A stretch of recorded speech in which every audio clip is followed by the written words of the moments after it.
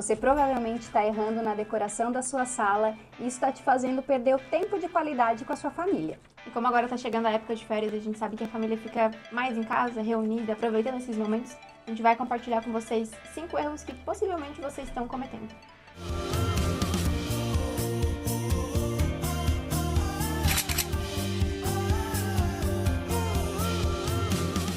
Item número 1 é a escolha do mobiliário, tanto a marcenaria quanto o mobiliário solto. E aí a gente tem duas situações. Uma é a escolha da quantidade de móveis, porque todo mundo pensa na sala como aquela sala convencional, com 2 poltronas, um sofá, mesa de centro, mesa lateral, e aí um home para colocar a TV e os aparelhos da TV. Gente, nem toda sala comporta isso, vamos ser bem sinceros, a gente precisa pensar nesse dimensionamento, nessa proporção de mobiliário para dentro daquela sala.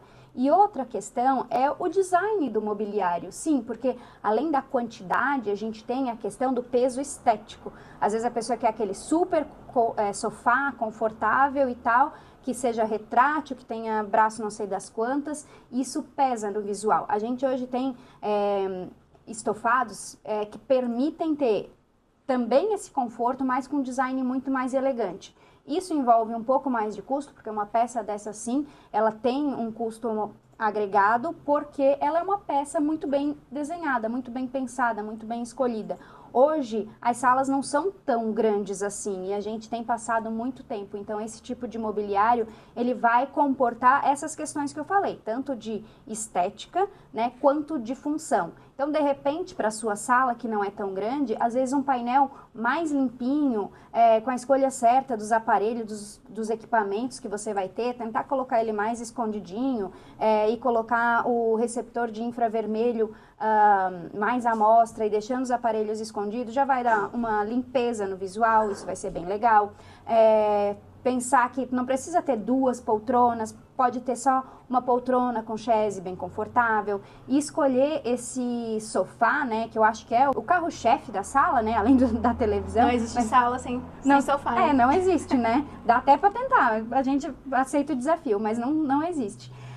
E pensar nessa peça, porque o sofá, ele vai te acompanhar por muitos anos, então vale a pena que você pense bem nele e saiba que existe sim diferença de conforto, né, de um sofá para outro. E não ter medo dos espaços vazios. Essa questão que a Leca comentou de trabalhar com mesa lateral, mesa de centro, nem sempre esses itens vão atender a todas as rotinas familiares. Então, às vezes é bom ter realmente um espaço mais vazio, mais amplo, de circulação para facilitar os fluxos, porque geralmente a sala de estar está conectada com outros ambientes. E aí a gente entra no segundo erro, que é o excesso de informação.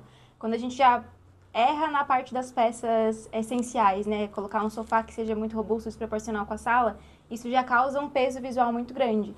E se a gente tem ainda, além disso, decoração demais, a gente já comentou aqui em alguns vídeos, né? Sobre pecinhas muito miúdas que causam essa sensação de bagunça, que parece que as coisas não estão organizadas. Então, tudo isso vai somando e o resultado final da sala talvez não esteja te agradando e você nem saiba o porquê. Só olha e parece que não está harmonizando. Então, muitas vezes o erro está aí, na proporção das peças, na quantidade de informações que estão acontecendo num único espaço. Uma coisa que eu não falei, que eu acho que é sempre bom, e até seria bom para falar no começo, tá?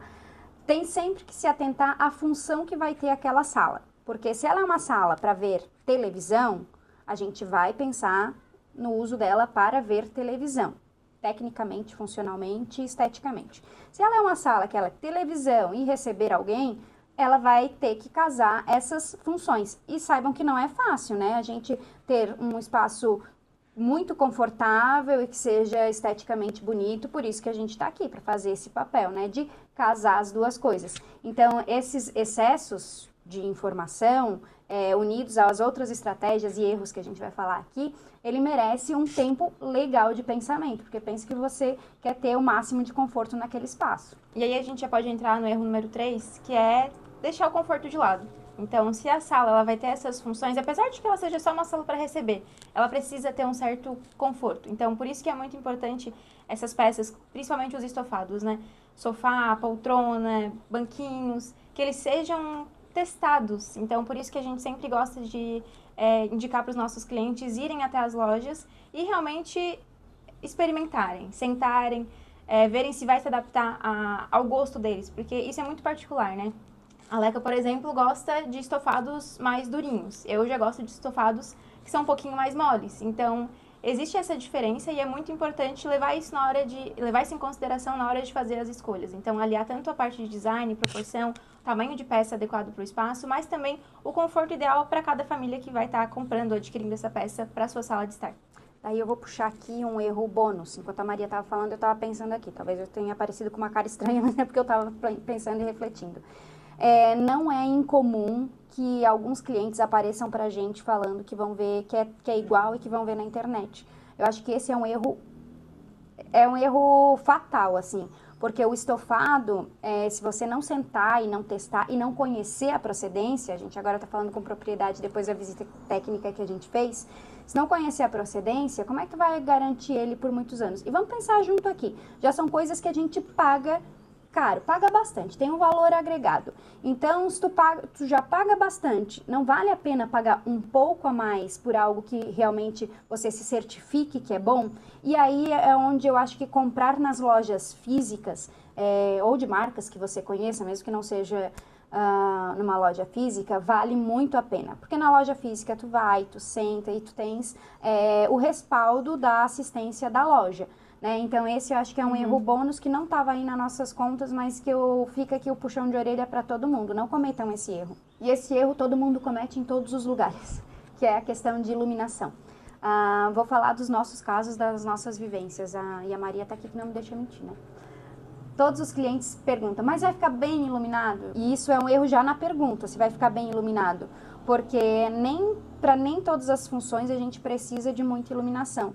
Nos ambientes de relaxamento, por exemplo, a gente não precisa de muita iluminação.